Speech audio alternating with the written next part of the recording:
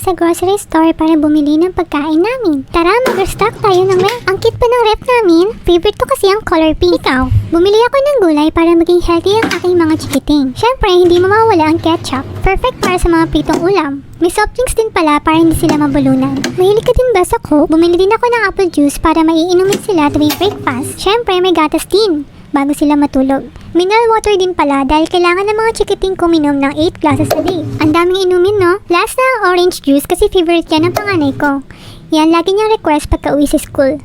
Kayo, anong favorite yung ipabili sa mama niyo? Share niyo naman sa comments. Follow niyo na din ako sa TikTok at YouTube, ha?